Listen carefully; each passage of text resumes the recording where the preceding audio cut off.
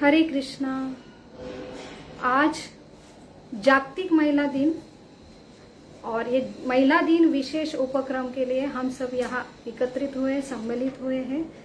और ये मेरा परम सौभाग्य है कि हम जागतिक महिला दिन के उपलक्ष्य में स्त्री की परिभाषा, ये हमारी शास्त्रों में क्या परिभाषा है, स्त्री तत्व क्या है, ये हम यहाँ पे चर्चा करने जा रहे हैं। और उपस्थित सभी शिक्षा गुरु, मेरे गुरु बंधु, गुरु भगिनी, वरिष्ठ माता जी, वरिष्ठ वैष्णव के चरणों मेरा दंडवत प्रणाम। सभी वैष्णवी महिला एवं युवती जो उपस्थित हुए हैं ये लाइव प्रोग्राम के लिए, महिला दिन विशेष के लिए, उनको मैं स्वागत करती हूँ। और हम भगवान से प्रार्थना करेंगे कि हमारे अज्ञान रूपी अंधेरे से हमको ज्ञान के प्रकाश तक लेके जाने के लिए हमें सहायता करें। ओम नमो भगवते वासुदेवाय। नारायणं नमस्कृत्यं नरं चैवं नरोत्तमं देवीं सरस्वतीं व्यासं ततो जयो मुदीरये। नष्टप्रायेषु भद्रेषु नित्यं भागवतं सेवया भगवतीरुत्तमश्लोके भक्तिर्भवती नैष्टिकी। कृष्णाय वासुदेवाय देवकी नंदनाय च नंदगोपकुमाराय गोविन्दाय नमो नमः। नमो पंकजनाभाय नमो पंकजमालिने नमो पंकजनेत्राय नमस्ते पंकजजागृहे। नमो ओम विष्णुपदाय कृष्णपिष्टाय भूतले श्रीमते भक्तिवेदांत स्वामीति नामिने। नमस्ते सरस्वती देवे गौरवाणी प्रचारिणे निर्विशेष शून्यवादी पाश्चात देश तारिणे। वाञ्छाकल्पतरुभ्यश्च कृपा सिन्धुभ एव च पतिताना पावनेभ्यो वैष्णवेभ्यो नमो नमः। जय श्री कृष्णा चैतन्य प्रभो नित्यानंद श्री अद्वैत गदाधर शिवासादि गौर भक्तवृंद। हरे कृष्णा कृष्णा कृष्णा हरे हरे, हरे राम राम राम हरे हरे। मूकं करोति वाचालं पंगुं लंघते गिरिं यत्कृपातमहं वन्दे श्रीगुरु दीनतारिणं परमानंद माधवं श्री चैतन्यम ईश्वरम। हरे कृष्णा। आज के महिला दिन विशेष उपक्रम में मैं सबका स्वागत करती हूँ। और यहाँ पे हमें स्त्री शक्ति, स्त्री तत्व क्या है और शास्त्र की परिभाषा क्या है, इसके लिए प्रभुपाद के हमारे वचनों द्वारा हमें यहाँ पे स्त्री तत्व जानने का हम यहाँ पे प्रयास कर रहे हैं। ये मेरा परम सौभाग्य है और भगवान के प्रसन्न है तो, गुरु की प्रसन्न है तो ये मेरी सेवा है। यहाँ पे हम थोड़ा सा चर्चा करने का प्रयास करेंगे कि स्त्री तत्व, नारी तत्व ये क्या है आज का विशेष महिला दिन के उपलक्ष्य पे। यहाँ पे भागवतम में पहला स्कंद में 9वें अध्याय में 27 श्लोक में हम यहाँ पे चर्चा करने का प्रयास करेंगे। दान धर्मा राजधर्मा मोक्ष धर्मा न विभागच श्री धर्मा न भगवत धर्मा समास व्यास योगत। और ये श्लोक का तात्पर्य में प्रभुपाद जी हमें बतलाते हैं, ये तात्पर्य में हमें समझाते हैं। ये स्त्री धर्म राजधर्म क्या है, उसमें हम स्त्री धर्म के ऊपर आज थोड़ा सा फोकस डालने का प्रयास करेंगे कि शास्त्र में स्त्री धर्म की परिभाषा क्या है। जहां तक स्त्री वर्ग का संबंध है, स्त्रियां मनुष्य की प्रेरणा स्रोत मानी जाती है। इस तरह वे मनुष्य से अधिक शक्तिशाली होती है। पराक्रमी जूलियस सीजर क्लियोपेत्रा के वश में हो गया था। ऐसी शक्तिशाली स्त्रियां लज्जा द्वारा नियंत्रित होती है, अतएव लज्जा स्त्रियों के लिए महत्वपूर्ण है। एक बार इस सुरक्षा वाल पर से नियंत्रण ढीला पड़ा तो व्यभिचार द्वारा समाज में उत्पात उठ खड़ा होता है। व्यभिचार का अर्थ है वर्ण संकर, अर्थात अवांछित बालकों की उत्पत्ति, जिससे विश्व में गड़बड़ी फैल जाती है। तो यहाँ पे प्रसंग आता है भीष्म पर्व, जो महाभारत में आता है, जहाँ भीष्म पितामह उनको इच्छा मृत्यु का वरदान मिला था और वो कुरुक्षेत्र में युद्ध के बाद बाणों के शैया में पड़े हैं और अपने इच्छा मृत्यु का इंतजार कर रहे हैं। वहां पे युधिष्ठिर महाराज को वो उपदेश दे रहे हैं। स्वयं भगवान युधिष्ठिर महाराज को क्या है धर्म, धर्म की परिभाषा क्या है, अलग अलग धर्म, जैसे राज धर्म, राजा का धर्म, स्त्री का धर्म, दान धर्म, अलग अलग धर्म क्या है, इसके बारे में वहां पे युधिष्ठिर महाराज को प्रेरित करते हैं कि वो जो मृत्यु के शैया पे पड़े हैं, ऐसे बहुत ही सम्मानीय जो खुद धर्म थे और जो खुद शुद्ध भक्त थे और वरिष्ठ थे, इनके द्वारा उपदेश करने के लिए, उनको क्वेश्चन पूछने के लिए युधिष्ठिर महाराज को भगवान कृष्ण प्रेरित करते हैं और युधिष्ठिर महाराज के प्रश्न के उत्तर देने के लिए यहाँ पे भीष्म पितामह उपदेश देते हैं। वहां पे सभी वरिष्ठ ऋषि मुनि, व्यासदेव, सारे जो महत्वपूर्ण ऐसे सारे ब्रह्मांड के समस्त देवतागण, समस्त ऋषिगण यहाँ पे उपस्थित है और जानने का प्रयास कर रहे हैं क्या है राजधर्म, क्या है स्त्री धर्म। तो यहाँ पे हमें प्रभुपाद की तात्पर्य, तो गुरु का तात्पर्य बहुत आवश्यक है। हमें शास्त्र हमेशा परिभाषा देते हैं अलग अलग धर्म का। धर्म माने हमारी कर्तव्य। तो अलग अलग धर्म है, जैसे स्त्री का धर्म एक देह, हम जो देह धारण करते स्थूल रूप में, एक ये वो धर्म है। और जैसे एक राजा का धर्म है, तो हम ये देह धारण करते, तो अलग अलग हम कर्तव्य कैसे निभाए, ऐसे शास्त्र में परिभाषा आती है। तो ऐसे ही हमारे जो शास्त्रों में श्लोक आते हैं, श्रुति आती है, हमारे उपदेश आते हैं, उनको आज की परिस्थिति में, तो व्यक्ति, काल और परिस्थिति, ये तीनों से हम जाना जाते हैं। अगर हम अधिकृत गुरु शिष्य परंपरा द्वारा ये ज्ञान जानने का प्रयास करें, तो हमें वो आज की परिस्थिति के लिए वो जो उपदेश हमें भगवान देते हैं, श्रुति देते हैं, उनका हम आज के व्यवहारिक जीवन में हम कैसे यहाँ पे लागू किए जाते हैं, उसके लिए हमें यहाँ पे गाइडेंस मिलता है, मार्गदर्शन मिलता है। तो श्रील प्रभुपाद जो हमारे गौड़ीय संप्रदाय में, ब्रह्म गौड़ीय संप्रदाय में जो गुरु शिष्य परंपरा में आते हैं, तो वो हमें यहाँ पे ये श्लोक का अर्थ तात्पर्य में आज के घड़ी में यहाँ पे देते हैं। तो यहाँ पे जो स्त्री धर्म है, तो वो विशेष धर्म बोला जाता है, क्योंकि समाज के लिए एक स्त्री का क्या रोल है, तो यहाँ पे स्त्री धर्म है। धर्म माने उसके लिए जो कर्तव्य जो जरूरी है, तो सारे समाज के लिए, नहीं सिर्फ स्त्री के लिए नहीं, सारे समाज के लिए स्त्री कितनी महत्वपूर्ण घटक है, यहाँ पे हमें ये संदेश मिलता है।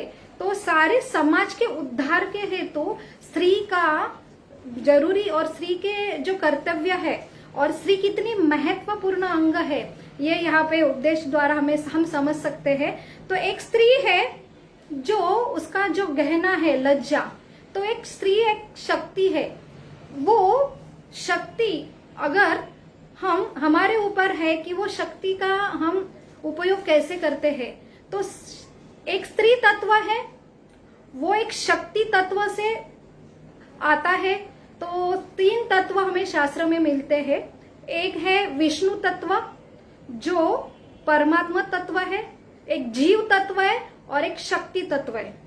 तो शक्ति तत्व, ये शक्ति माने जो भगवान की शक्ति है, जो जीव, एक है अपरा शक्ति और पराशक्ति।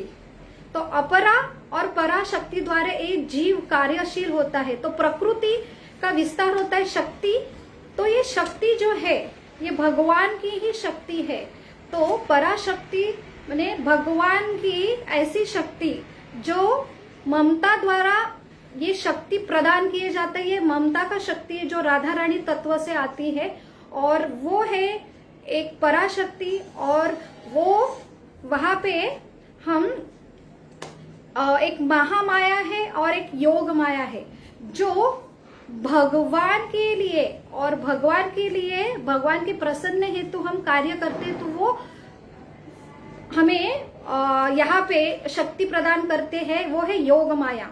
और महामाया जो वो भी एक शक्ति है, एक शक्ति तत्व है जो ये भौतिक प्रकृति में जो भगवान की सेवा की बंट करने के माने उनकी इच्छा हुई यहाँ पे भौतिक जगत में जो अटके हैं उनको जो प्रदान करती वो है महामाया। जो प्रकृति के 3 गुण है उनके द्वारा ये चलायमान होते हैं, वो है शक्ति। और जीव तत्व कौन है? वो जीव तत्व है जो भगवान के अंश है। तो यहाँ पे एक स्त्री तत्व है जो शक्ति तत्व है, तो वो शक्ति माने भगवान एक शक्ति प्रदान करते हैं, तो एक स्त्री तत्व ये शक्ति तत्व है। तो शक्ति ये सकारात्मक शक्ति और नकारात्मक शक्ति है। तो उसमें हमारे जीव के ऊपर हम देहधारी है, तो उसमें एक स्त्री का देह है और स्त्री के लिए अलग अलग शक्तियां जैसे आती है। तो शक्तियां माने हमारे में गुण है, जो हम कौन से गुण धारण करते हैं तो उसके द्वारा हम आकर्षित होते हैं, और वो गुण धारण करके हम एक स्त्री जो है एक समाज और घर का माने घर तैयार करने में भी स्त्री का हाथ होता है। और वही जो नकारात्मक शक्ति अगर वो अपनाती है तो उसमें वो घर का विध्वंस, समाज का विध्वंस के लिए भी जवाबदार होती है। यहाँ पे तात्पर्य में हम देखते हैं कि अलग अलग जो गहने हैं स्त्री के, उसमें सबसे बड़ा गहना है लज्जा का, जो स्त्री के पास होता है। अगर वो लज्जा का जो गहना है अगर उसका गैर यूज, मिस यूज अगर करे तो वहां पे एक शक्ति, सुपर शक्ति एक पुरुष के ऊपर भी हावी होके, जहां पे एक संदर्भ आता है जूलियस सीजर, ये बहुत ही बड़ा राजा था, लेकिन उसको प्रयास करने के लिए उसके ऊपर माने कोई उसको हराने के लिए सारे जो प्रयास विफल हो गए। तो यहाँ पे स्त्री शक्ति का यूज किया गया। क्लियोपेत्रा, तो ये स्त्री का शक्ति का उपयोग ये राजा को वंश करने के लिए उसको यूज किया। और यहाँ पे जो राजा था उसको सारी शक्तिमान था वो, और उसको सारा ऊपर उसने विजय प्राप्त कर लिया था, लेकिन उसको हराने के लिए यहाँ पे एक शक्ति का यूज किया गया। तो ये शक्ति जो है कि लज्जा, ये इतनी महत्वपूर्ण है। तो समाज में ये जो लज्जा जो हमारे लिए गहना है, तो हमने अगर इसका सही इस्तेमाल किया तो हम एक समाज के सुसंस्कृत समाज घटक होके हमारे ऊपर दायित्व होता है कि सबसे बड़ा दायित्व है स्त्री का। स्त्री एक है, स्त्री का संस्कृत शब्द है जो विस्तार करती है। तो स्त्री एक जननी के रूप में है, तो स्त्री का सबसे बड़ा दायित्व है कि उसने संस्कृति को और समाज को तैयार करना है। तो स्त्री जननी होके स्त्री संतति तैयार करके ऐसे संतति को संस्कार देके एक सुसंस्कृत समाज का तैयार करे, और ऐसे सुसंस्कृत समाज और जिसमें भारत देश में हमारे वैदिक संस्कृति में सबसे बड़ा है कि जैसे धर्म, अर्थ, काम और मोक्ष। तो ये मोक्ष की परिभाषा जो है कि यहाँ पे हमारा सबसे बड़ा दायित्व है कि हमें मोक्ष के लिए हम जन्म लेते हैं और मोक्ष के लिए कुछ संस्कार दिए जाते हैं। तो ऐसे संस्कार के लिए जो हमारे पितर है और जो हमारे वंश परंपरा में आए हुए हैं उनका उद्धार हेतु ऐसे संस्कारिक संतति की जरूरत है, और इससे समाज का उद्धार होने वाला। इसलिए बहुत बड़ा दायित्व होता है एक सुसंस्कृत स्त्री होना, एक कुटुंब के लिए, कुटुंब के उद्धार के लिए, और कुटुंब का उद्धार और समाज का उद्धार, देश का उद्धार के लिए और सारे जीव के उद्धार के लिए स्त्री बहुत ही दायित्व उसके उपास भगवान ने विधाता ने में दिए। तो ये गुण जो दिए है उसका अगर यूज वो संस्कृति के लिए, सुसंस्कृत संतति निर्माण करने के लिए अगर उपयोग करती है तो उसका वो सही यूज है। लेकिन उसका यूज अगर हम ऐसे काम के लिए करते हैं तो वह समाज का क्या हो जाता है, व्यभिचार हो जाता है। अभी ऐसे व्यभिचारी से वर्ण संकर तैयार होता है। वर्ण संकर मैंने ऐसी संतति जिसमें संस्कार नहीं है, जो अपने पितरों का, हमारे कुटुंब का उद्धार नहीं कर सकता है, जो हमारा मोक्ष, ये सबसे बड़ा हमारा कर्तव्य है। तो यहाँ पे प्रभुपाद जी तात्पर्य देते हैं कि अलग अलग गहने और शक्ति ये स्त्री को मिलती है, और ये शक्ति का उपयोग अगर हम शास्त्र द्वारा, चक्षु ये बुद्धि है जो स्त्री को दी है, और अगर वो शास्त्र का आश्रय लेती है और वैदिक शास्त्र सही गुरु शिष्य परंपरा में हम अगर विधि विधानों का पालन करते हैं तो हम खुद सुसंस्कृत होके हमारे में डिसीजन पावर आता है, कौन सी सकारात्मक शक्ति हमने अपनाना है और कौन सी नकारात्मक शक्ति हमको दूर रखना है।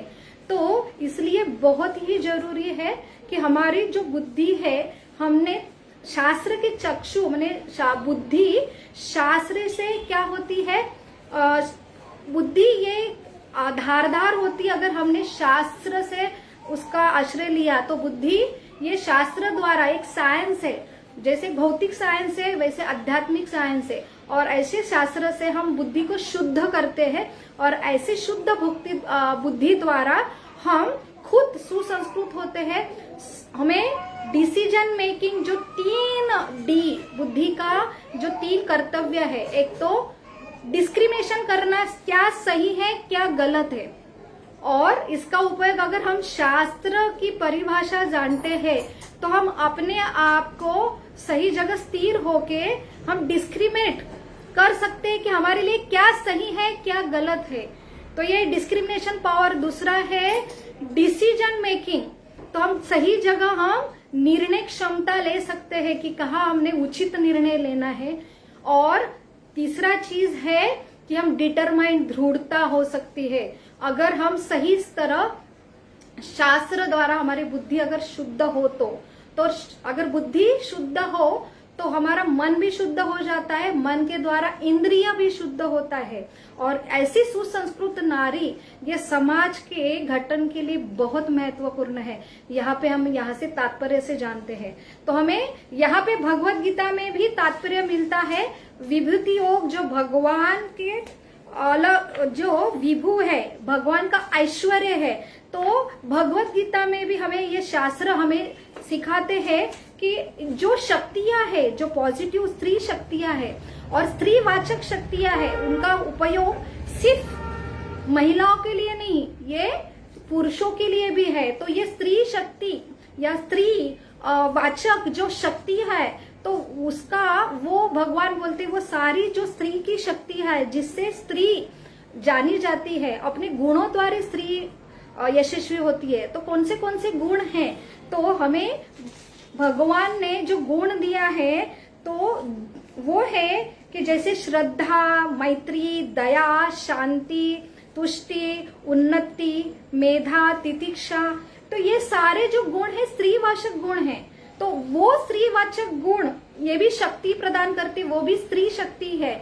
तो उनका उपयोग हम भी कर सकते हैं और पुरुष भी कर सकते हैं अगर सुसंस्कृत और हम अपना शुद्धिकरण करते हैं। तो ये शक्तियां हमारे ऊपर है, हमने कितना लेना है। तो वो जो सारे यहाँ पे भगवान यहाँ पे कहते हैं 10वें अध्याय में 34 जो 34वां श्लोक है, वहां पे भगवान कहते हैं स्त्रियों में मैं कीर्ति हूँ, श्री, वाक, स्मृति, मेधा, धृति तथा क्षमा हूँ। तो भगवान यहाँ पे कहते हैं कि सारा जो ऐश्वर्य है जो स्त्री को है या स्त्री वाचक जो ऐश्वर्य है, जैसे कीर्ति है, स्त्री है, कीर्ति माने यश जो भगवान से आता है। तो भगवान अगर आप जहां भी कीर्ति या यश देखते हैं तो उसके पीछे भी भगवान का हाथ है। तो ये स्त्रीवाचक है, ये स्त्री शक्ति है, लेकिन उसका उगम स्रोत भी कहाँ है? भगवान से आता है।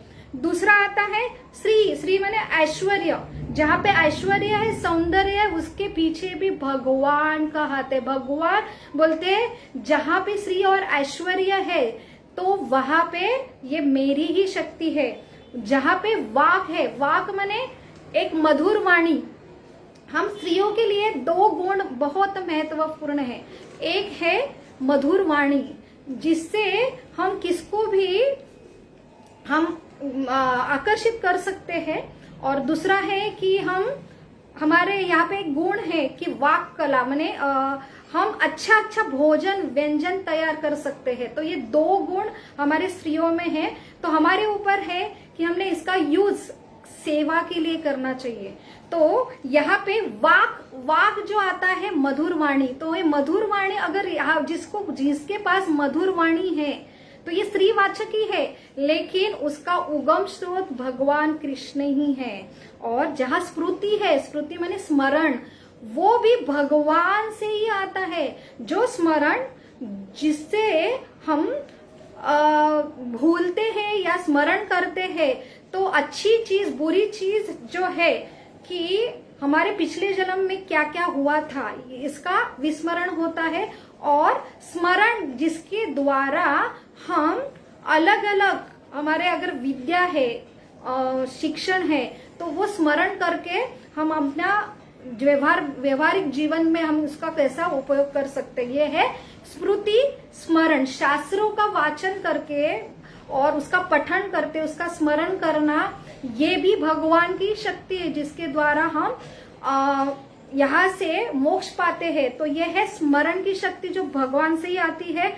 और मेधा माने बुद्धि, ये बुद्धि भी ये स्त्रीवाचक शब्द है, और उसका भी स्रोत जो है भगवान बोलते मैं हूँ। जो आपको बुद्धि, जहाँ पे बहुत ही बुद्धिमान व्यक्ति है और हमें ऐसा लगता है ये कितना बुद्धिमान व्यक्ति है, तो उसका स्रोत भी भगवान बोलते हैं कि मैं हूँ। और जहाँ पे ध्रुति माने दृढ़ता, दृढ़ निश्चय, ये बहुत ही जरूरी है। डिटर्मिनेशन, एक यशस्वी व्यक्ति के लिए ये सारे जो गुण है बहुत ही जरूरी है। जहाँ पे एक या सारे गुण यहाँ पे आपको समझता है, जिसकी वजह से एक व्यक्ति, चाहे वो स्त्री हो या पुरुष, ये स्त्रीवाचक गुण जहाँ पे उपस्थित है वहां पे यश आपको प्राप्त होने ही वाला है। तो ऐसे यशस्वी व्यक्ति या स्त्री के लिए हम आकर्षित होते हैं, ये स्वभाव है हमारा। लेकिन भगवान यहाँ पे कहते हैं ये सारे स्त्रीवाचक जो गुण हैं जो मेरे से आते हैं। तो यहाँ पे कैसे हम भगवान के गुण कैसे यहाँ पे हम समझे, तो ये सारे गुण अगर आपको, तो हम जब शास्त्र पठन करते हैं, वाचन करते हैं, तो यहाँ पे भगवान यहाँ पे खुद की, जैसे ये जमाना है भौतिक जमाना, यहाँ पे हमेशा एडवर्टाइज मिलती है। हम अगर रिलैक्स होने के लिए भी टेलीविजन का आश्रय लेते हैं, तो हम रिलैक्स होने के लिए जाते हैं, भौतिक जगत से बहुत त्रस्त होते हैं और वहां पे रिलैक्स होने के लिए जाते हैं, तो वहां पे अलग अलग एडवर्टाइज होती है। लेकिन वो एडवर्टाइज से हम आकर्षित होते हैं और आकर्षित होते हैं और भौतिक चीज में चले जाते हैं और परेशान होते हैं और हम रिलैक्स होने के लिए जाते हैं। तो ये सिलसिला वैसे ही होता है। लेकिन भगवान जो एडवर्टाइज करते हैं वो एक व्यक्ति के लिए, जीव के उद्धार के लिए, ऊपर उठने के लिए है। तो ये एडवर्टाइज करना बहुत जरूरी है। यहाँ पे ऐसा, ये विभूति युग में भगवान बोलते हैं मैं ये हूँ, अर्जुन हूँ, मैं धनुर्धारी अर्जुन हूँ। जहाँ पे आपको अच्छी चीज दिखती वहां पे मैं हूँ। तो भगवान ये क्यों कहते हैं, ये तो भगवान की दया है। भगवान यहाँ हमें आकर्षित करना चाहते हैं कि जहाँ जहाँ आपको अच्छी चीज दिखती है वहां पे मैं हूँ। क्यों? क्योंकि अगर ये ज्ञान हमें नहीं मिला तो हम दूसरे जगह, क्योंकि हमारा स्वभाव है, हम आकर्षित होते हैं अच्छे गुणों के प्रति। हमारा आकर्षण ये हमारा स्वभाव है जो भगवान से ही आता है। और हम आनंद होने के लिए आकर्षित होते, वो गुण अट्रैक्ट करने के लिए फिर हम प्रयास करते हैं। तो अगर हम यहाँ पे, भगवान हमें अच्छे अच्छे गुण से यहाँ पे नहीं बताएंगे, यह भगवान का अभिमान नहीं है। यहाँ पे जो भौतिकवादी लोग हैं टीका करते हैं कि कैसे भगवान बोलते मैं ये हूँ, मैं हूँ, ये हूँ, तो भगवान ये अभिमानी व्यक्ति नहीं है। तो भगवान की ये दया है कि हमारे जैसे भौतिक जीवों के लिए जो इजीली अट्रैक्ट होते हैं उनको अट्रैक्ट करने के लिए, उनको उद्धार करने के लिए, और जिससे जैसे हम फिल्म स्टार से अट्रैक्ट होते हैं तो उनका आश्रय लेते हैं और उनका आश्रय लेके उनको आइडल बनाते हैं और उनके सारे गुण अपने आप, हम जहां से आकर्षित होते हैं उनका आश्रय लेके तो अपने आप हमारे ऊपर गुण आते। तो उससे क्या होता है कि हम भौतिक चीज में दिन ब दिन बसते जाते और त्रस्त हो जाते, जो हमारा मूल स्वरूप नहीं है। तो हमारा मूल स्वरूप है कि भगवान के हम अंश है, और हम कभी परिपूर्णता महसूस करेंगे जब भगवान के तरफ हम अट्रैक्ट होंगे। क्यों? क्योंकि हम भगवान के अंश है। एक स्वाभाविक, जैसे एक नदी है जो आकर्षित होती है समुद्र के लिए, क्योंकि वो समुद्र का एक अंश है, तो वो नैसर्गिक है वहां पे जाना। तो वैसे ही हमारा नैसर्गिक नेचुरल है कि हम भगवान के अंश है। तो हम जहां पे पूर्णता कैसे महसूस करेंगे, पूर्ण कैसे होंगे, जब हम भगवान तक पहुंचेंगे। ये एक सही योग, तो वो एक सही योग की शुरुआत है कि आकर्षण, और आकर्षण के लिए यहाँ भगवान परिभाषा देते हैं कि जहां जहां यश है और जहां जहां यश के लिए जो जो आवश्यक स्त्रीवाचक गुण है वो गुण में हूँ। तो यहाँ पे ध्रुति माने दृढ़ता, तो दृढ़ता होना ये बहुत जरूरी है। क्यों? क्योंकि हम दृढ़ रहेंगे तभी हम यशस्वी रहेंगे, चाहे वो भौतिक उपलब्धियां हो या आध्यात्मिक उपलब्धियां हो, चाहे हमारे नियम हो, साधना हो, तब हम दृढ़ रहेंगे तभी हम कामयाब होंगे, यशस्वी होंगे। तो भगवान कहते हैं हम जितना भगवान का आश्रय लेंगे, भगवान से आकर्षित होंगे। शुरुआत आकर्षण होने के बाद श्रद्धा डेवलप होती है, श्रद्धे के बाद हम उनका संग करना चाहते हैं, जिसके द्वारा हम आकर्षित होते हैं, ये नेचुरल है। और श्रद्धा होने के बाद हम उनका संग लेते हैं, भजन क्रिया, ये दूसरा स्टेप है। जैसे भगवान जैसे जैसे बोलते हैं, जैसे फिल्म स्टार के प्रति हम अट्रैक्ट होते हैं, तो जो जो पहनते हैं, जो जो बोलते हैं, उनका अनुसरण अपने आप होता है।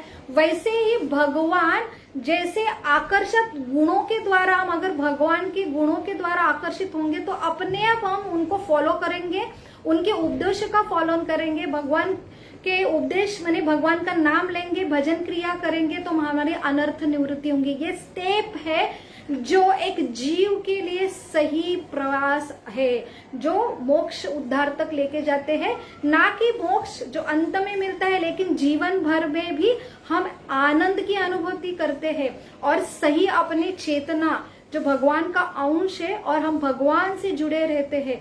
तो जितना हम भगवान से जुड़ेंगे, अट्रैक्ट होंगे, उतने उनके अच्छे अच्छे गुण हम में आएंगे। तो भगवान बोलते ये सारे गुण मेरे से आते हैं। तो जितना हमें ये दृढ़ता से हमें समझे कि ये सारे गुण जो हमारे लिए नैसर्गिक अट्रैक्शन स्वाभाविक है, हमको किसको भी यहाँ पे यशस्वी होना बहुत अच्छा लगता है। तो यश मिलना के लिए आपको ये सारे गुण आवश्यक है, वो स्त्रीवाचक गुण है। तो वो सिर्फ स्त्री के लिए नहीं, पुरुष के लिए भी आवश्यक है। तो ये सारे स्त्रीवाचक जो गुण है, आपको अगर अट्रैक्ट होके आपको आत्मसात करना है तो मेरा संग करो, मेरे भक्तों का संग करो, मेरे शास्त्रों का संग करो। यहाँ पे भगवान हमें प्रेरित करते हैं। तो दृढ़ता और क्षमा, मैं क्षमा भी हूँ। जहां आपको क्षमा दिखते, तो यहाँ क्षमा का मतलब है धैर्यवान, माने समभाव, जो सुख दुख दोनों में समभाव रखता है, तो उसे यहाँ पे क्षमा, ये सारे ऐश्वर्य है। तो ये हम यहाँ पे जानने का प्रयास करेंगे। तो यहाँ पे फॉर्मूला हमें मिलता है, भगवत गीता श्रुति है और इसमें फॉर्मूलेज मिलते हैं, लेकिन इसका पूरा विवरण हमें भागवतम और भक्तों के कथा में मिलता है। तो हम अलग अलग कथा में देखेंगे कि ये सारे गुण कैसे शुद्ध भक्त एक्वायर करते हैं और उनके जीवन में कैसा परिवर्तन होता है। तो हम अलग अलग, स्पेशली हम स्त्री, जो भागवतम में जो स्त्रियों का वर्णन दिया है उसके बारे में हम थोड़ा सा जानने का प्रयास करेंगे, और क्या है स्त्री तत्व, सही तरह से स्त्री तत्व क्या है वो जानने का प्रयास करेंगे। और यही हमारा आज का जागतिक स्त्री जो दिन है वो हम सही में समझने का प्रयास कर सकते हैं। तो उदाहरण के द्वारा ये सारे जो गुण हैं तो एक स्त्री में कैसे पाए जाते, तो शुद्ध भक्त की स्टोरी जो भागवतम में आती है तो उसमें जो स्टोरी है शुरू में तो स्त्री तत्व जो है राधा रानी तत्व है, सीता महारानी जो भगवान की ममता की एक शक्ति है। तो भगवान ने ये शक्तियां क्यों तैयार की है, तो हमारे जीव के पालन के लिए। तो जैसे बोलते हैं ना कि अगर कितना भी यशस्वी स्त्री या पुरुष है तो उसका तो वो ममता नहीं है उसके जीवन में, तो उसका जीवन व्यर्थ है। तो स्वामी तीनही जगह का माने जो स्वामी है तीनों लोगों का, आई बिना भिखारी, जो मराठी में जो एक स्लोगन आता है तो उसका अर्थ है अगर वो तीनों लोगों का भी स्वामी है लेकिन उसके पास माँ नहीं है तो वो क्या है, भिखारी के समान है। तो एक हमारी नीड है ममता, ये हमारी नीड है, इसलिए भगवान में ये विस्तार किया है, एक शक्ति विस्तार किया है। जो भगवान की शक्ति राधा रानी है और राधा रानी से ये ममता के स्रोत का एक्सपांशन होता है और वही एक्सपांशन हमारे भौतिक जीवन में एक जीव तत्व माँ के रूप में आता है। तो ये हमारी बेसिक नीड है। इसलिए कहते हैं ना कि भगवान को जानना है तो हम शुरू में अपने माँ से जानने का प्रयास करेंगे। ये माँ की जो शक्ति है, ममता की शक्ति है, ये भगवान का ही एक शक्ति है। तो एक ये भौतिक जगत की माँ अगर ऐसी हो सकती है तो भगवान कैसे हो सकते। तो भगवान का यह विस्तार है, एक गुणों का विस्तार, एक शक्ति का विस्तार है। वो मातृत्व का अनुभव करके हम भगवान को समझ सकते हैं। तो हमारे ये भौतिक जगत की माँ जो एक क्या है, उसके वजह से हम ये देहधारी जन्म लेते हैं और उसके बाद पूरा पालन, एक ममता, निस्वार्थ, अनकंडीशनल लव जिसको बोलते हैं अहेतु अप्रतिहता, ये जो प्रेम ममता द्वारा हमें मिलता है तो ये क्या है, भगवान का ही एक छोटा सा रूप है। अगर आपको भगवान देखना है तो ऐसा बोला जाता है भौतिक जगत में भगवान व्यक्ति स्वरूप हम हमारे ये चक्षु से देख नहीं सकते क्योंकि भगवान अधोक्षक है। और भगवान को अगर देखना है तो हमको शास्त्र की परिभाषा हमें समझती है, हमें गुरु मार्गदर्शन करते हैं कि अगर आपको भगवान देखना है तो अलग अलग रूप में आप देख सकते हैं। तो वैसा ही एक रूप है हमारी माँ। तो हमारी माँ जो मातृत्व है वो हमको क्यों है इतनी नीड्स, क्योंकि वो हम मातृत्व एक अनकंडीशनल लव है, वहां पे निस्वार्थ प्रेम है, निस्वार्थ सेवा है और ये किसी भी हालत में वहां पे क्या है, आदान प्रदान करती है निस्वार्थ भाव से, अनकंडीशन। आप किससे भी चाहे व्यवहार करो लेकिन उसका काम है सिर्फ देना, केयर करना। तो इसलिए ऐसे कहा जाता है कि आपको अगर प्रेम है तो प्रेम की भाषा समझना है तो माँ और जो संतति उसका जो प्रेम अगर देख सकते हैं तो उससे समझ में आता है कि सही प्रेम क्या है। तो सही प्रेम क्या है, love means to please and please means to serve. तो ऐसा अगर आपको किससे प्रेम है तो सही भावना आप उनको प्रसन्न हेतु करने के लिए हम क्या करेंगे, सेवा करेंगे। अगर हमारी सेवा सिर्फ सामने वाले के प्रसन्न हेतु हम करते हैं उसको ही सही भाषा में हम प्रेम कहते हैं। तो ये हमको माँ के सेवा में हमें मिलेगा अनकंडीशनल लव। तो ये अनकंडीशनल लव जो है भगवान का एक विस्तारित स्वरूप है जो राधा रानी से शुरुआत होती है। तो हम यहाँ पे शास्त्र में वर्णन देते हैं कि हम अगर राधा रानी का हम इतने जीव तत्व है कि राधा रानी को समझ नहीं सकते। राधा रानी है कि ममता का भगवान की शक्ति है।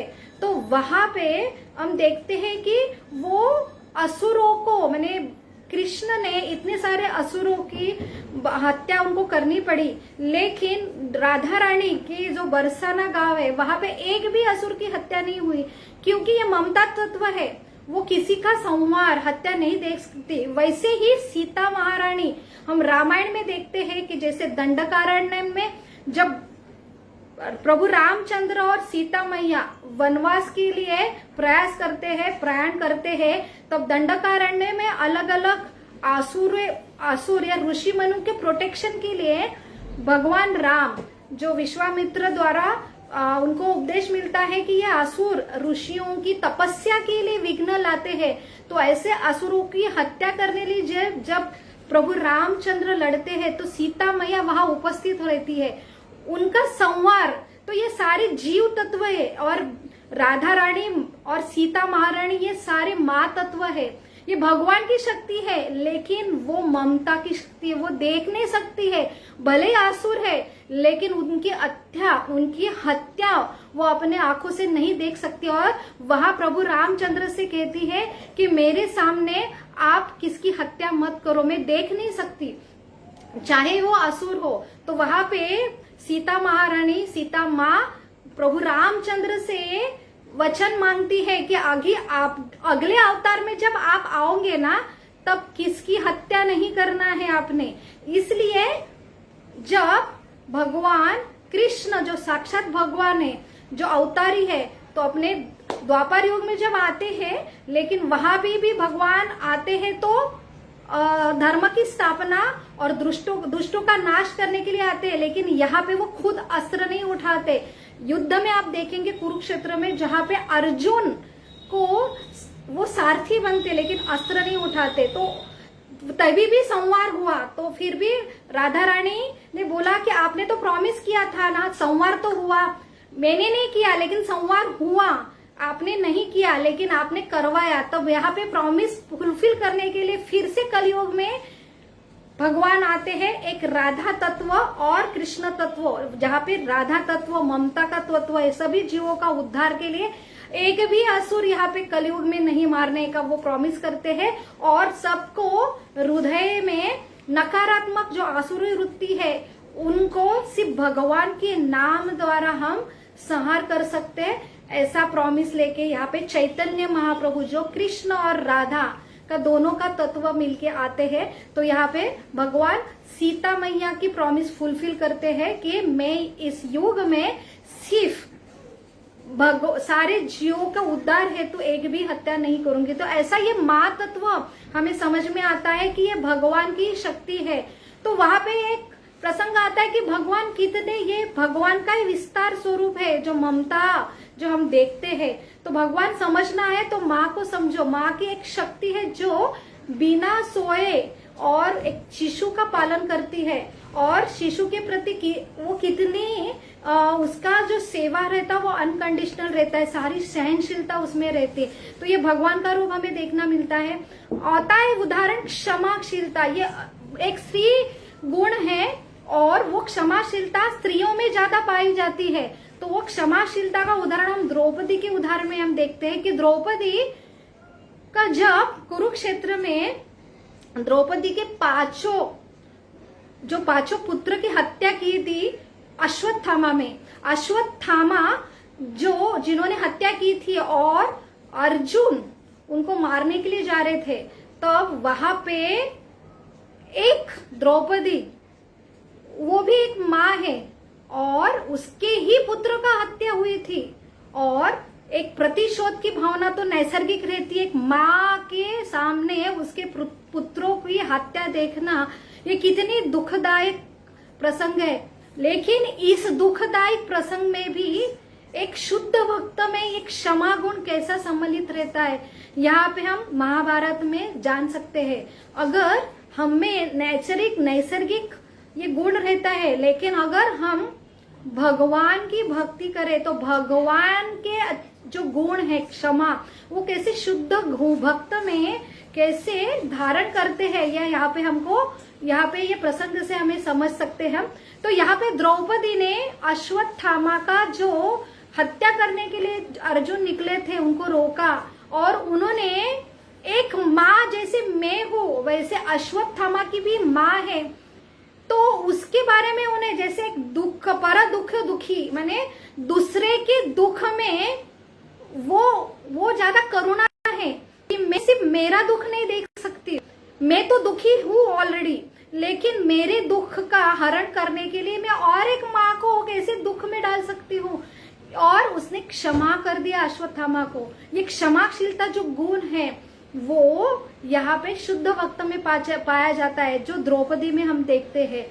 तो ऐसे घड़ी में वो अश्वत्थामा को माफ करके उसकी हत्या करने निकले थे अर्जुन, उनको परावृत करती है। तो यहाँ पे क्षमाशीलता गुण हम देखते हैं जैसे शुद्ध भक्त में पाए जाते हैं। और लेकिन हम क्षमा या उसके द्वारा हम सहनशील बने, एक सहनशीलता ये बहुत ही एक स्त्री गुण है। तो उसके द्वारा हम एक इतिहास रचा सकते हैं। तो स्त्री को सहन करना, मेरे लिए मैं सहन करूं, लेकिन अगर दूसरे के ऊपर अन्याय हो रहा है और मेरे ऊपर अन्याय होके एक पूरा धर्म ही अधर्म रूप दे रहा है, जैसे द्रौपदी का उदाहरण आता है कि द्रौपदी का वस्त्रहरण हुआ, वहां पे अधर्म हो रहा था और पूरा कुरु वंश की वो बहू थी, उसके लिए वो सहन करना ये लिमिट है, क्योंकि उसने अभी तक कुरु द्वारा, दुर्योधन द्वारा बहुत पीड़ित हुए थे। लेकिन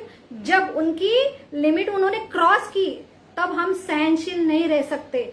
वहां पे उसने क्या किया है कि वहां पे उसने प्रतिज्ञा ली और कुरु जो उन्होंने इतना घिनौना काम किया था और अधर्म का काम किया था, उनको सबक सिखाने के लिए उन्होंने अपने पति को प्रेरित किया। और यहाँ पे भीम ने प्रतिज्ञा ली कि जो कुरु जिन्होंने दुर्योधन सारे कुरु, जो 100 कुरु मैं उनको मारूंगा और जिनके लहू से मैंने यहाँ पे प्रतिज्ञा द्रौपदी ने ली थी कि मैं जब तक मेरे बाल नहीं संवारूंगी, जब तक इनका लहू मुझे नहीं मिलता, और तभी मैं मेरे ये लहू का शैम्पू में यूज करूंगी, तभी मैं बाल बांधूंगी। तो यहाँ पे हमको ये सीख मिलती है कि हम सहन करेंगे, लेकिन किस हद तक। अगर वहां पे अधर्म हो रहा है तो वहां पे हमें लड़ना है। तो धर्म के अधर्म के खिलाफ लड़ना, ये हमें शिक्षा मिलती है। तो हम सहन करेंगे, लेकिन किस लिमिट तक हमने सहन करना है।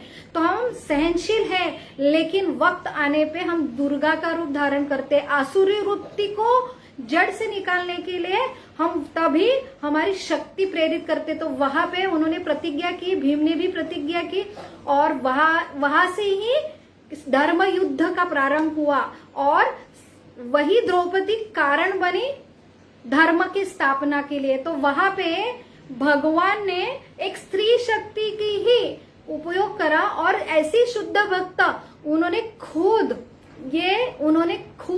उनको भगवान को मैंने वो तैयार हुई कि मेरे वजह से अगर धर्म की स्थापना होती है, तो उन्होंने अनुमति दी थी और ये सारे उनकी इच्छा थी, इसलिए ये सारा घटित हुआ और एक धर्म की स्थापना हुई, अधर्म का नाश हुआ। और ये उसके लिए एक स्त्री का ही उपयोग किया गया। तो एक स्त्री के अच्छे गुण और वही स्त्री के दूसरे गुण जो संहार के लिए भी उपयोग होती है। मैंने हम संहार कहाँ करना चाहिए और कहाँ नहीं करना चाहिए, ये बैलेंस होना है। तो हमें हमारी बुद्धि जो है, डिसीजन मेकिंग, हमें शास्त्र द्वारा, अगर हम शास्त्र द्वारा शुद्ध करते तो हमें वहां पे डिसीजन मिलता है कि कहाँ का कौन सा गुण हमने कहाँ यूज करना चाहिए। तो यहाँ से फिर से हमें यहाँ पे संदेश मिलता है कि अगर हम शास्त्र से कनेक्टेड है, विधि विधानों से कनेक्टेड है, तो हमें सही टाइम पे सही निर्णय लेना, ये भगवान से शक्ति मिलती है और हम सही तरह से हम डिसीजन ले पाते हैं। तो यहाँ पे हम द्रौपदी का वर्णन लिया है और यहाँ पे आप बोलेंगे तो ये बहुत ही पौराणिक है। तो हमारे जीवन में द्रौपदी एक विशेष नारी थी, विशेष शक्ति थी, लेकिन आज के युग में भी हमें ऐसी कहानी मिलेंगी कि हम ये शक्ति का यूज कैसे कर सकते हैं। तो जैसे हीरकणी का उदाहरण मिलता है शिवाजी महाराज के टाइम। ये हीरकणी एक साधारण गौलन नारी थी और एक ममता के लिए उसने एक शूरता, एक शौर्य कैसा उसने किया कि एक ममता के लिए उसने सारे बाउंड्रीज क्रॉस करके वो जो बड़े बड़े जो सैनिक थे शिवाजी महाराज के, और अलग जो ट्रेन किए हुए थे, ऐसे लोगों को भी जो पॉसिबल नहीं था, जो रायगढ़ जो किला था, रात में दरवाजे बंद हो गए थे और ये गौड़न नीचे उनका गांव था, वहां पे एक बच्चा छोड़ के आई थी और रात हो गई, दरवाजा बंद हो गया, तो अलग रास्ते से जहां बड़ी बड़ी दरी दीवार और इतना रास्ता खतरनाक था कि बड़े बड़े शत्रु भी वो रास्ते से आ नहीं सकते थे और वैसा रास्ता क्रॉस किया बस एक ममता के लिए। तो हमारे ऊपर है हम किसके लिए प्रेरित होते, एक बच्चे के रक्षण के लिए। यहाँ पे भगवान ने उनको शक्ति दी और उसने वो वो उतर के आ गई और थोड़ी भी वो उसने इतना साहस दिखाया, वो थोड़ी भी डगमगा नहीं, वो डिटरमाइन थी और वहां पे पहुंच गई। तो ये हिरकणे का उदाहरण है जहाँ पे भगवान अपनी शक्ति, अगर तुम डिटरमाइन है, जिद्दी है, तो वहां पे आपको यश मिलता है। वैसे एक उदाहरण आज के युग में सिंधुताई सपकाळ का भी हमें मिलेगा। तो ये अलग अलग उदाहरण से हम आज का वुमन डे, सही में स्त्री शक्ति क्या है, तो उसका हम ये उदाहरण से हम समझ सकते हैं और अपने जीवन में भी ला सकते हैं। तो सिंधुताई सपकाळ ये ऐसे उदाहरण है कि जो सिंपल गांव की अशिक्षित महिला थी, उसके ऊपर उसके पति ने बहुत ही अत्याचार किया। एक माफिया था गांव का, उसने उसको बहलाकर उसके खिलाफ और जो प्रेग्नेंट गर्भधारण किया था, ऐसे ऊपर अलग अलग गलत इल्जाम लगा के ऐसे पति ने बहकाव में आके उसको मारने की कोशिश की, जान से मारने की कोशिश की। तब एक गाय ने और एक गाय के नीचे उनकी डिलीवरी हुई और उसके प्रति वो कितनी कृतज्ञ हुई कि एक गाय जो ममता है उसने मुझे रक्षण दिया है और मैंने एक स्त्री को जन्म दिया है। तो वही एक निगेटिव मैंने घटना बहुत भयानक थी, लेकिन ऐसे क्षणों में भी, ऐसे विपरीत क्षणों में भी, इतनी जो दुखदायक स्थिति में भी उन्होंने धैर्य नहीं खोया। वो ऐसे क्षणों में तो हम आत्महत्या करते, अगर हम वहां पे नहीं मरते नेचुरल, तो हम ऐसी दर्दनाक स्थिति में खुद क्या होते कि हम अपयशी होते और हम खुद को हम मृत्यु के हवाले करेंगे, कैसे सहन नहीं करेंगे। लेकिन वही सहनशीलता पकड़ के ये निगेटिविटी में पॉजिटिव, तो आज भी सिंधुताई सपकाळ बोलते कि वो जो क्षण थे मेरे लिए, वो थे स्टिमुलस थे मेरे लिए। स्टिमुलस माने जो प्रेरणादायी क्षण थे, वही से मैं उठी और मैंने वो देखा कि ममता ये कितनी एसेंशियल है कि मैं अगर जाऊं तो मेरे ऊपर जो प्रसंग आया है, वैसे ही प्रसंग और किसके ऊपर नहीं आना चाहिए। और अगर मैं आत्महत्या करूं तो ये मेरा जो बच्चा है वो अनाथ होगा, ऐसे अनाथ बच्चों का मैं केयर करूंगी। तो वो निगेटिविटी से दूसरे का मैं आश्रय कैसे, जिसको खुद आश्रय नहीं है, वो खुद ये प्रेरणा से उठी कि मुझे और किसको आश्रय देना है और किसके ऊपर ये स्थिति नहीं आनी चाहिए।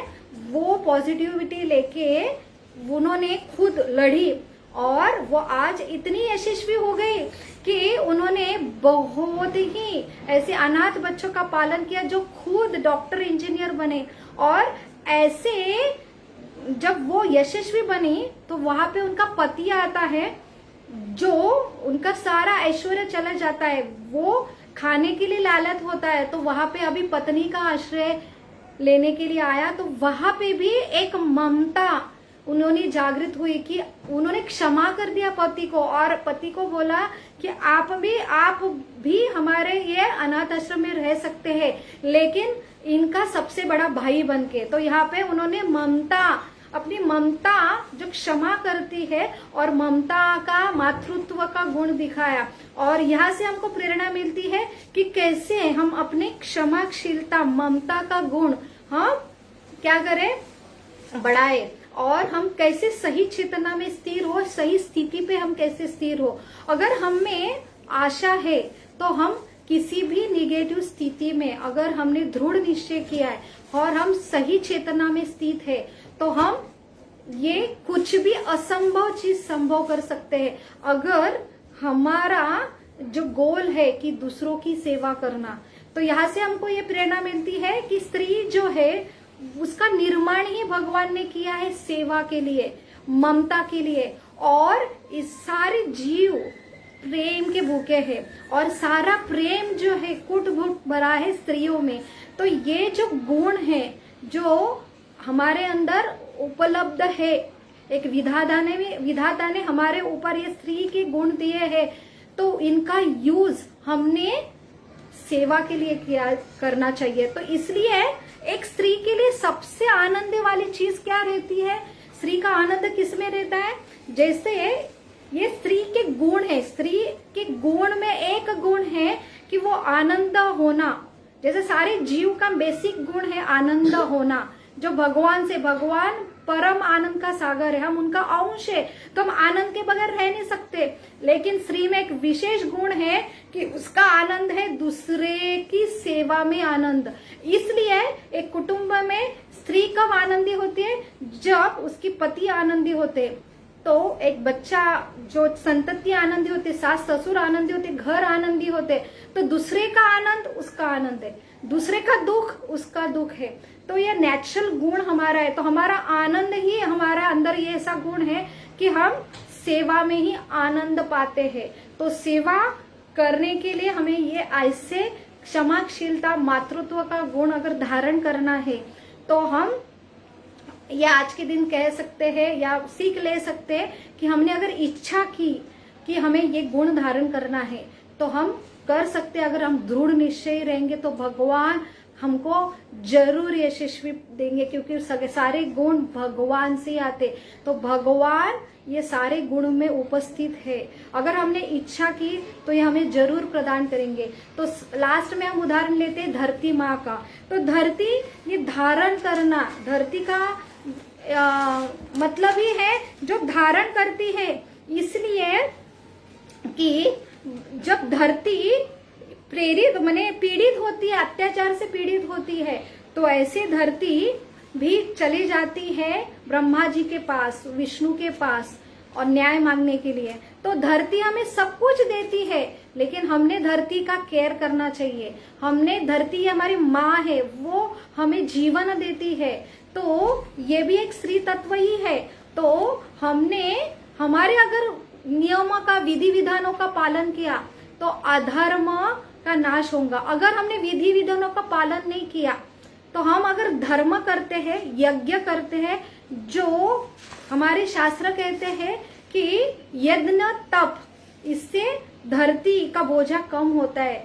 धरती ये माँ है, उसके वजह से हम यहाँ पे जन्म लेते हैं, और जन्म के बाद वो हमें न्यूट्रिशन माने शरीर के लिए जो जरूरी है, अन्न हवा पानी देती है और आश्रय देती है। ऐसे माँ का सेवा करने के लिए, एटलीस्ट रिसिप्रोकेशन करने के लिए हमने उनका बोझा नहीं बनना चाहिए। तो हमको उनका बोझा एटलीस्ट कम करने के लिए धर्म के तत्वों का पालन करना चाहिए। धर्म माने भगवान ने दिए हुए निसर्ग का नियम का पालन करना, इस सृष्टि का चक्र मेंटेन करने के लिए। अन्नात् भवति माने अन्न से ही हमारी न्यूट्रिशन होता है। तो अन्न प्राप्त करने के लिए हमने यज्ञ करना चाहिए। यज्ञ माने ये कलयुग में जो यज्ञ है, हरे कृष्णा कृष्ण कृष्ण हरे हरे, हरे राम राम राम हरे हरे। ये यज्ञ माने भगवान ने दिया हुआ सिंपल विधि है, जो यज्ञ है हमारे लिए, सारे जीव के लिए, धरती के जीव के लिए। अगर हम ये शुद्ध नाम अगर ले तो हमारा ये क्या होता है, शुद्धिकरण होता है, यज्ञ होता है। यज्ञ से प्रसन्नता होती है और हमें इंद्रदेव क्या देते हैं, वर्षा देते हैं। वर्षा से ही अन्न की उत्पत्ति होती है और अन्न हमारा फिर से पालन पोषण करता है। ये साइकिल कंप्लीट होती है। इसलिए एक क्या जो मनुष्य है, अनुशासित है, उसके लिए ये चीज करना बहुत जरूरी है। अपनी धरती माँ की रिसिप्रोकेशन, जो प्रेम के लिए हम इतना कर सकते।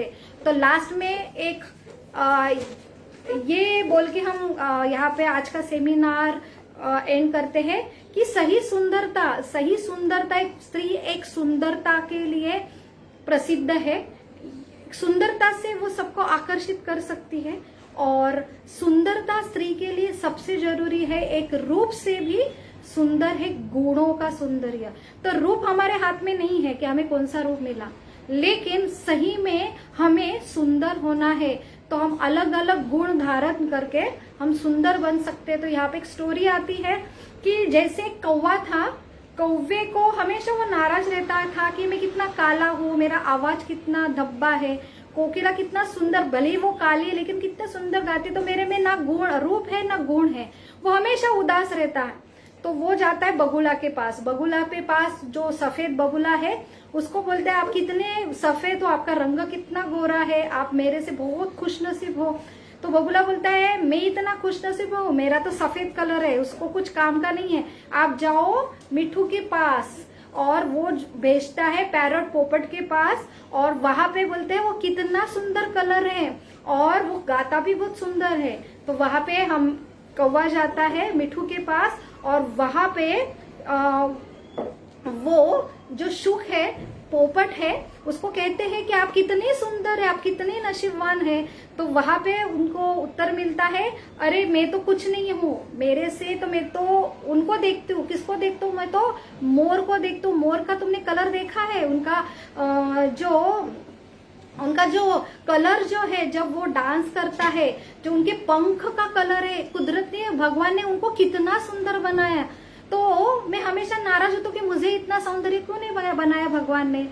इसलिए कौवा जाता है अभी मोर को ढूंढने के लिए, लेकिन सारा जंगल वो ठान मारता है, लेकिन उनको मोर कहीं नहीं मिलता, नजर नहीं आता है। तो वो फिर से जाते हैं पोपट के पास कि मोर कहाँ है। तो बोलते हैं कि मोर अभी नहीं रहे जंगल में, वो तो अभी कहाँ है, चिड़ियाघर में है। तो वहां पे वो उड़ के जाते हैं और बोलते हैं मोर जी आप इतने सुंदर है, कितने भाग्यशाली है, आपको तो जीवन में सारा मिल गया। तो वहां पे मोर अपना सही उपदेश देते हैं कि सुंदरता के वजह से मैं यहाँ पे अटका हूँ, मैं बहुत सुंदर हूँ, इसलिए मुझे यहाँ पे नजर कैद में, यहाँ पे पिंजरा में डाला गया। आप बहुत ही खुश नसीब है कि आप सुंदर नहीं हो, इसलिए आप फ्रीडम हो, आप जंगल में मन चाहा रह सकते हो, और मैं यहाँ पे पिंजरे में बंद गया हूँ। तो यहाँ पे हमको सीख मिलती है कि सही सौंदर्य अगर आपको पाना है, जो कुदरती आपको सौंदर्य पाना है, तो हमको ये सौंदर्य जो मिला है आज स्त्री के नाम से, स्त्री मुक्ति के द्वारा हमको प्रेरित किया जाता है कि स्त्री जो है क्या है कि एक बंधी हुई है और उसको पुरुषों से ज्यादा नीचे का दर्जा दिया है। और स्त्री मुक्ति जो नारा चला है उसमें हमको प्रेरित किया जाता है कि हमको नीचे दिखाया है, हमको ऊपर उठाना है, हमको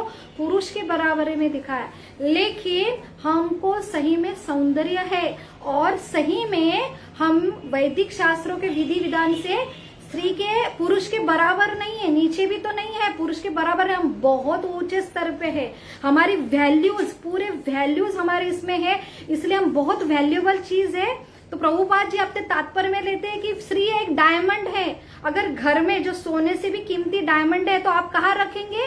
तिजोरी में रखेंगे। क्यों? बाहर क्यों? आप बाहर के हॉल में रखो, दरवाजे पे रखो, बाहर रास्ते पे रखो, उसमें तो स्वाभाविक है कि चोर उचक के उसको लूट लेके जाएंगे। तो जो वैल्यूएबल चीज है उसको संभालना एक कुटुंब का, संस्कार का, समाज का दायित्व है। इसलिए हम बहुत ऊंचे स्तर पे है, ममता के स्तर पे है, बहुत बड़ी रिस्पॉन्सिबिलिटी हमारे ऊपर है, क्योंकि हमारे सारे वैल्यूज हमारे इसमें, हम बहुत वैल्यूएबल है। इसलिए हमको जतन करने के लिए हमको कुछ संरक्षण दिया जाता है। जैसे हम देखते हैं रामायण में एक लक्ष्मण रेखा लक्ष्मण जी ने आखी थी, क्यों? वहां से अगर बाहर जाती है तो वहां पे आपको, आप दुविधा में आ सकती है। वैसे ही एक स्त्री ने भावनावश, उसमें भावना ज्यादा होते हैं, तो वहां पे भावना वगैरह अगर चले गए तो हमारा पतन हो सकता है। जैसे रावण ने उसका क्या किया, वो भावना का आश्रय लिया, उन्होंने जैसे लक्ष्मण रेखा पार की वहां पे सीता का अपहरण हुआ। तो वैसे ही हमको जो लक्ष्मण रेखा दी है, वो नियम दिए है। तो एक स्त्री एक वैल्यूएबल चीज है, अगर हम उसका जतन नहीं किया तो वो क्या हो सकता है, और बड़ा बंधन का कारण हो सकता है, शोषण का कारण हो सकता है। तो जो स्त्री मुक्ति का जो नारा आ रहा है वो पाश्चात्य देश से आ रहा है। क्यों? क्योंकि हमें यहाँ पे बहुत कम स्त्रियों को मालूम है कि पाश्चात्य देश में ऐसी संस्कृति थी कि स्त्रियों को बहुत नीचा और भोग वस्तु की वहां पे ये चल रहा था कि आत्मा ही नहीं है, एक स्त्री को आत्मा नहीं है, स्त्री एक सी भोग वस्तु है। और उसके ऊपर इतने सारे अत्याचार हुए थे और वो अत्याचार को एक लड़ा देने के लिए वहां से ये चालू हुई। लेकिन हमारी वैदिक संस्कृति में हमें देखा जाता है जब अंग्रेज आए तो उन्होंने भी वही हमको गलत कि ये काल्पनिक है, आपकी वैदिक संस्कृति तोड़ाने के लिए उन्होंने गलत मैसेज दिया कि स्त्री को शिक्षण नहीं है, स्त्री को फ्रीडम नहीं है और स्त्री को डिसीजन मेकिंग नहीं है। तो ये ऐसा नहीं है। अगर हम पुराणों में जाते हैं तो हमको डिसीजन है, स्वयंवर की रचना होती थी, एक सीता मैया के लिए, द्रौपदी के लिए, और ऐसा स्वयंवर जो जहाँ पे अलग अलग राजाओं को आमंत्रण किया जाता था, एक नहीं दो नहीं, बहुत सारे राजा जो काबिलियत है ऐसे स्त्री के लिए, और उसको चयन दिया जाता था, अधिकार दिया जाता कि अपने पति का चयन वो खुद करे। ऐसी हमारी संस्कृति है। और जहाँ पे शिक्षण भी दिया जाता है कि शिक्षण जब आराग जाता हो वहां पे हमको सारा शिक्षण जो पुरुष के लिए दिया जाता था लड़ने का, वो भी शिक्षण हमारे स्त्री के लिए अवेलेबल था। जब हम ऐसे स्टोरी में सुनते हैं कि जैसे कैकेयी दशरथ महाराज के साथ गए युद्ध के लिए और उन्होंने उनके वजह से वो युद्ध जीते थे, सत्यभामा कृष्ण के साथ गई थी, वहां पे हमारा भस्मासुर का जो युद्ध हुआ वहां पे सत्यभामा ने कैसी हेल्प की, वो भी युद्ध में प्रवीण थी। तो सारे युद्ध कला, सारा जो शिक्षण पुरुष को मिलता तो वो स्त्री के लिए, सिर्फ वो उसका इस्तेमाल जब टाइम आता तो करता था। इसलिए इसका मतलब ये नहीं है कि हमारे संस्कृति में स्त्री को कम लिखा गया, तो हमारा अज्ञान है और हमारा ये हम यहाँ पे प्रचार में कम पढ़ते हैं, इसलिए हमारी स्त्रियों को लगता है कि हम पाश्चात्य देश का अनुकरण करें।